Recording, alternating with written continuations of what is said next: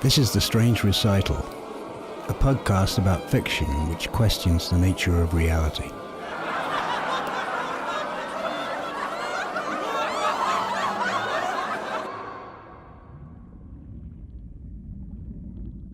She came out of it like a deep-sea diver rising toward the surface.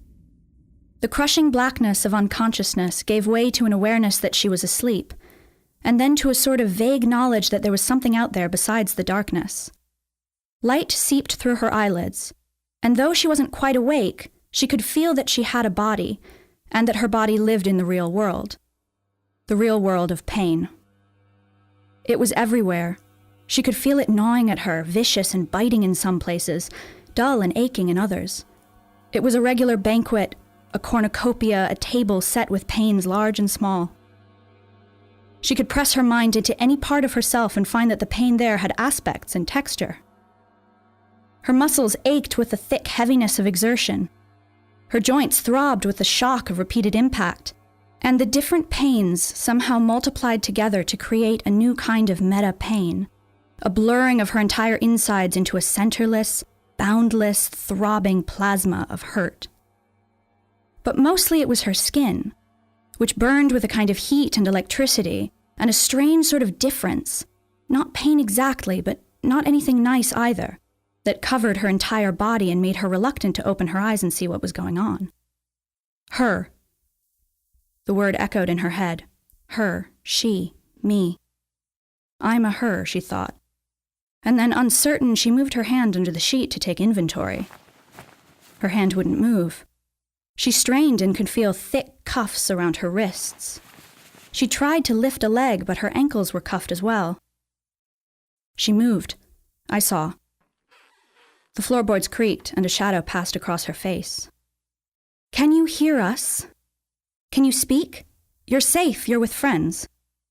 Some friends. She tried the edges of the cuffs to find out what they were made of, but she couldn't curl her fingers that far under. The voices, a man and a woman, sounded concerned. She swallowed hard and licked her lips.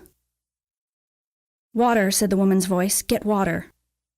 And then there was a cool hand under her neck, a straw in her mouth, and a soothing, glacially cold pencil of water down her throat.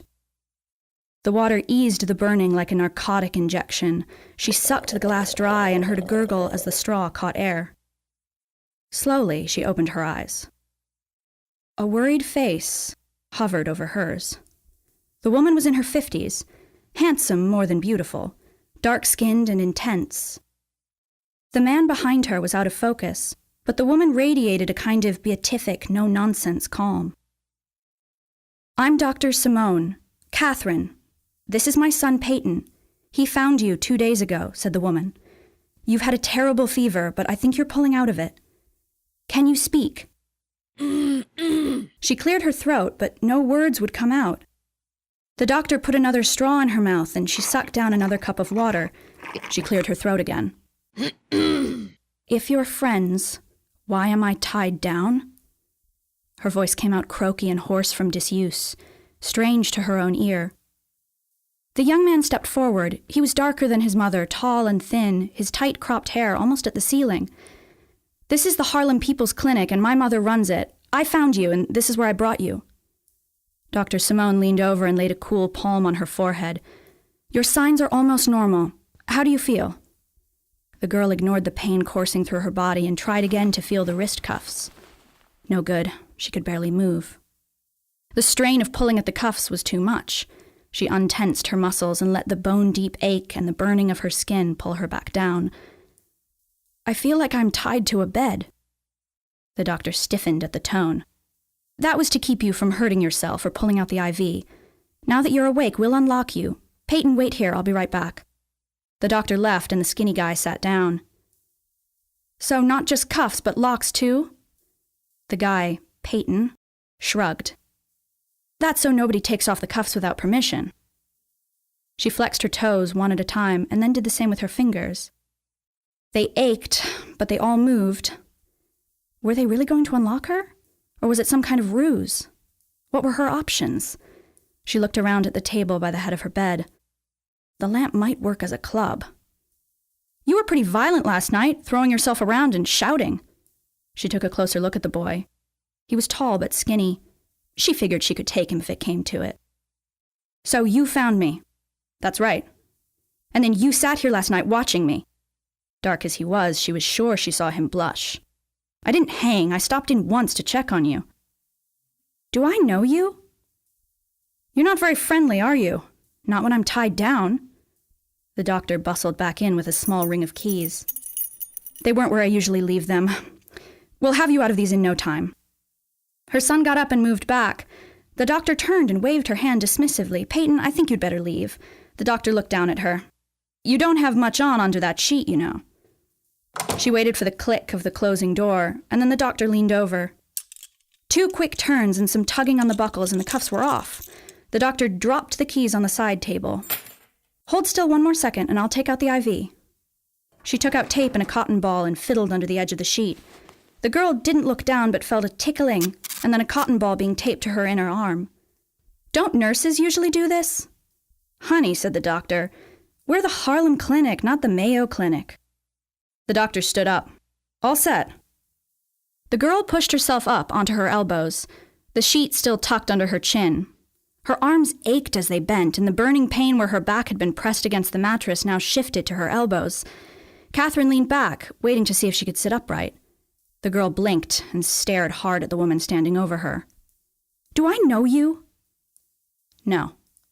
"Do you know me?" "No. In fact, we've been wondering what your name is. You had no ID on you." Leaning upward was better than lying down. Her head cleared, but the strange, burning tightness all over her skin remained. She bent her head back and forth.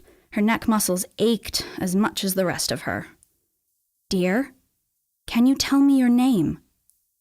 The girl thought hard. Her head was full of concepts and ideas. Images, creatures, a canopy of ancient trees, buildings, a beautiful dark-haired woman with an intent stare. Odd images of bamboo and rice paper walls, dark rooms and cold, percussive waves smashing on a rocky shore. All these pictures drifted before her mind's eye, random objects through a narrow porthole. A blade and some needles, an island surrounded by icy ocean.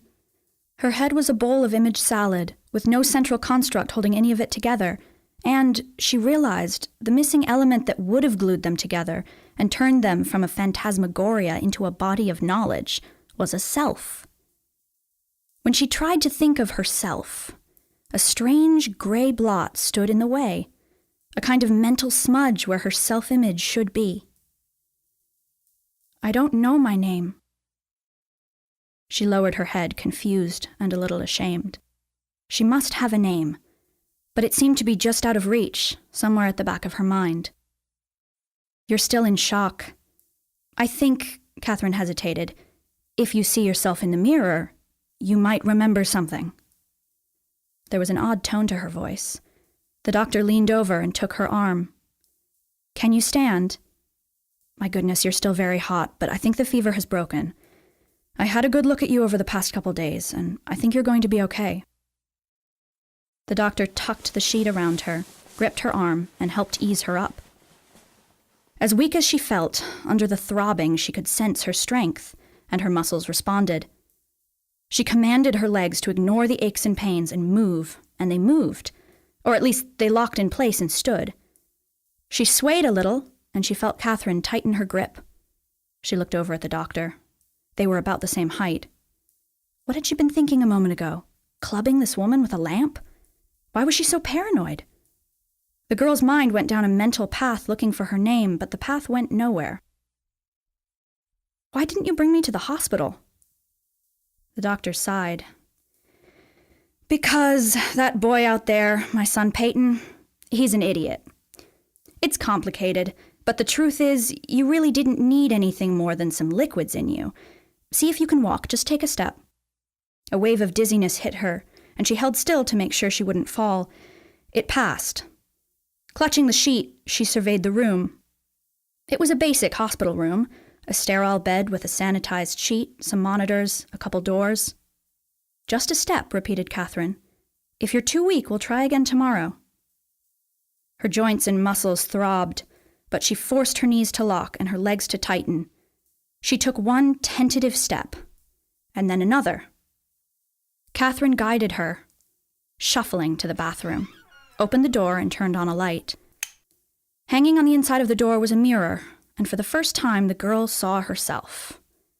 Her knees gave out. Catherine caught her. Oh dear, bad idea. The girl leaned heavily on the woman and stared.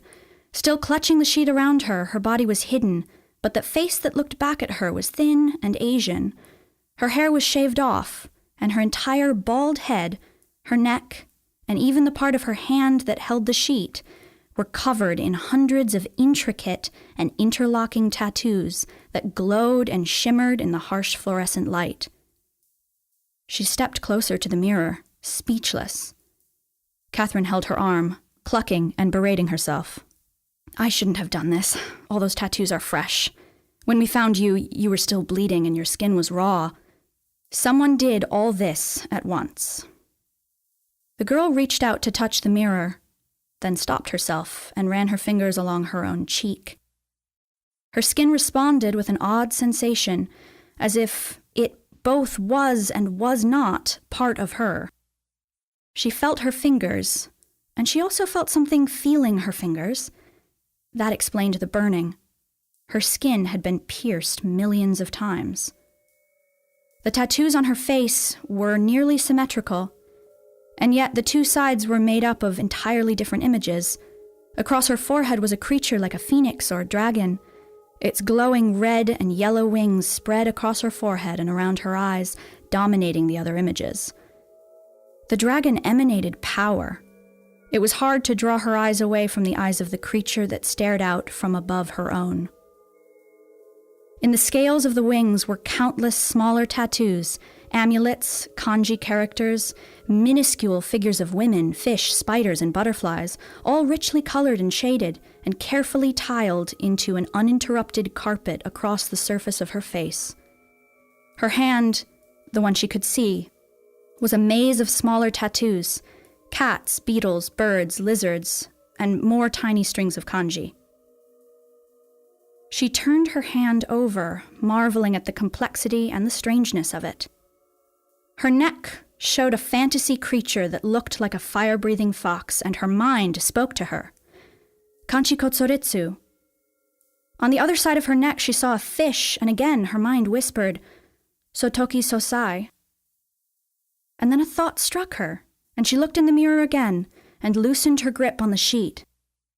Catherine stiffened, and as the girl let the sheet drop, she already knew what she would see. Naked, she stared at the mirror. She was horrified and amazed, and filled with a kind of out-of-body fascination. Somebody had used her as a canvas, and no part of her had been left uninked. Tears formed in her eyes. Who? I don't know, honey, said the doctor. We thought you might remember. The doctor picked up the sheet and wrapped it back around the girl's shoulders. I need to lay down. Her stomach had knotted and she felt like she might be sick.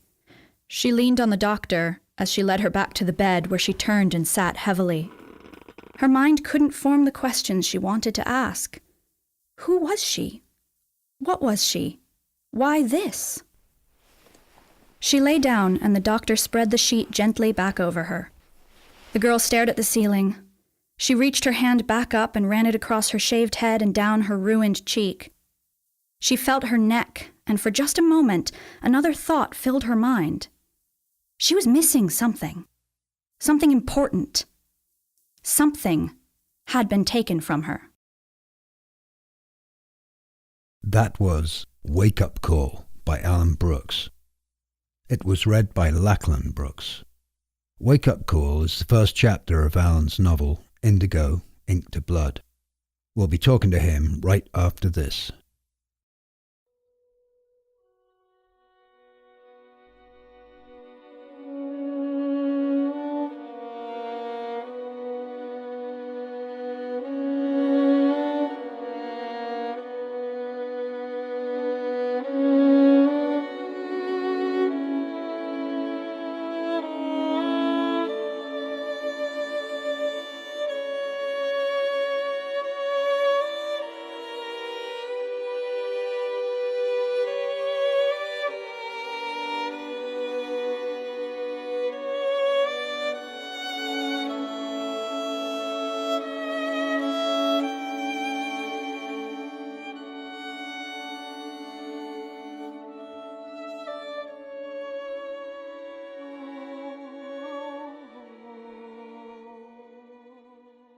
Hi, Alan. It's great to have you on The Strange Recital.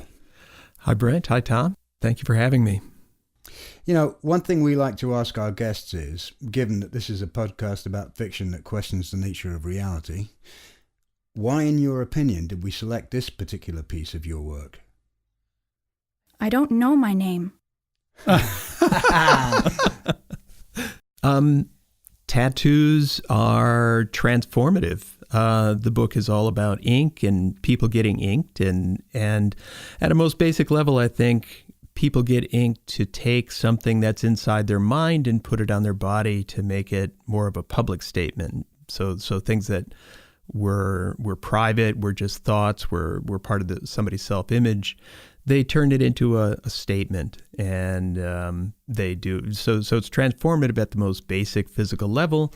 And then because we evolve into what we want to be, I think you start to become more the thing that you're saying you are. And of course, a tattoo never ceases to speak about who you are. It keeps putting the message out into the world. So I think it's even stronger than walking around saying, I'm as strong as a dragon, I'm as fierce as a tiger. You have this image on your body that's constantly making that statement for you. So I think there's this kind of cycle of transformation that tattoos represent. Yeah, so the reading we just heard is the first chapter of your novel, Indigo, Ink to Blood. So tell us a little about the book. The book started out just due to my fascination with tattoos. It's a huge phenomenon, as we all know, in the culture today. People love tattoos. More and more people are getting them, and they're becoming more and more acceptable. If you become interested in tattoos, you naturally gravitate toward Japanese culture, which is one of the original cultures from which tattoos spring. The book is about a young woman who finds herself covered with tattoos, not of her own choice.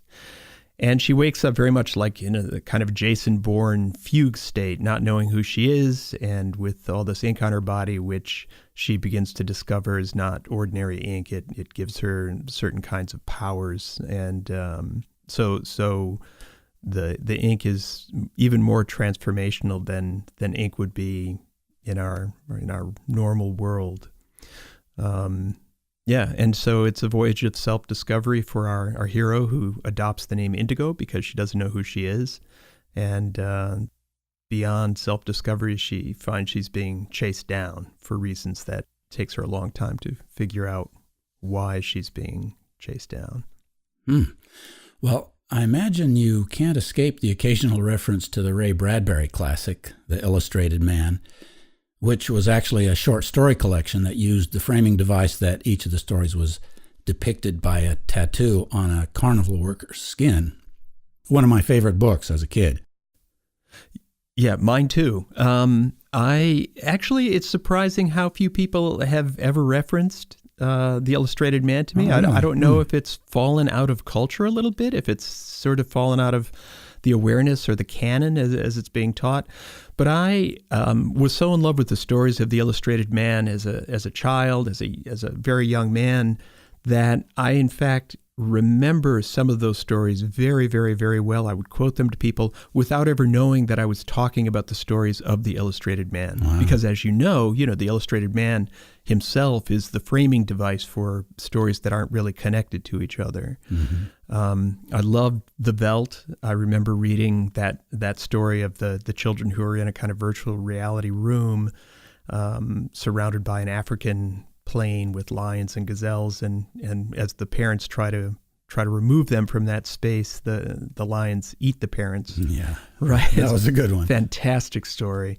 And I just remember being absolutely outraged when I was maybe 10 years old when I was first exposed to it, just thinking, this is impossible. They're describing an impossible situation. I was completely hooked that somebody could write such an outrageous thing and make me believe it. Mm-hmm. Yeah. It's interesting that your daughter Lachlan, who read the story today, became, in a sense, your alter ego, your narrative voice, keeping it in the family. Tell me if I'm wrong, but I suspect that she was quite aware of this novel during the years that you were writing it when she was younger. Did she influence the story?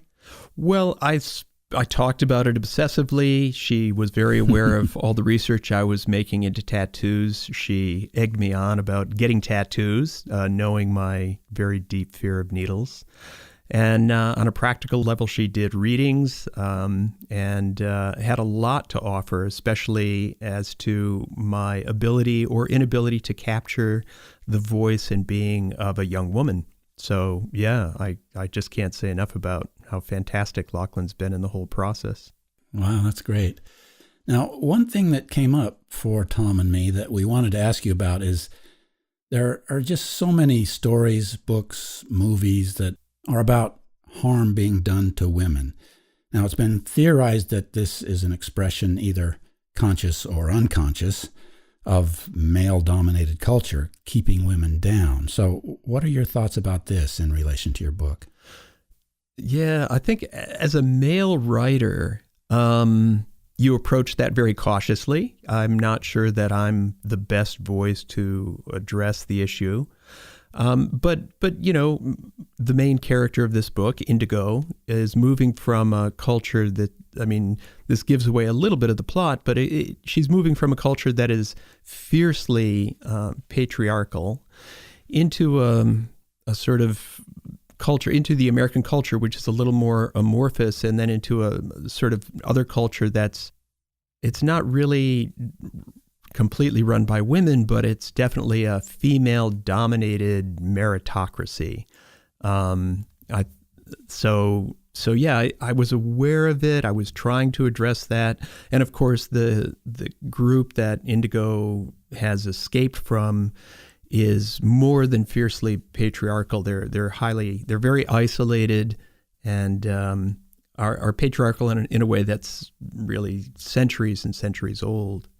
So it's funny to be very aware of that, and you know, it was the backdrop for the entire story rather than the point of the story.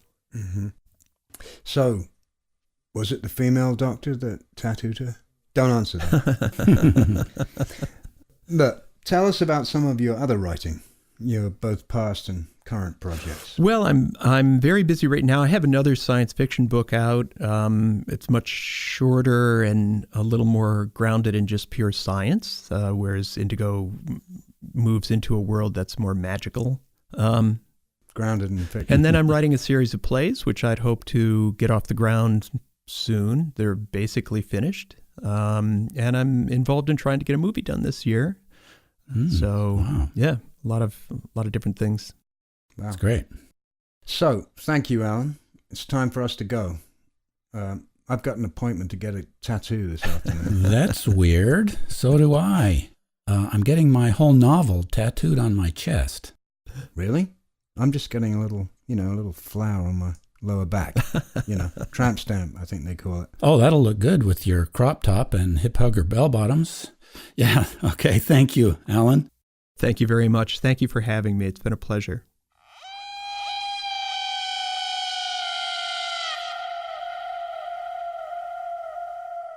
This is The Strange Recital. Our website is thestrangerecital.com.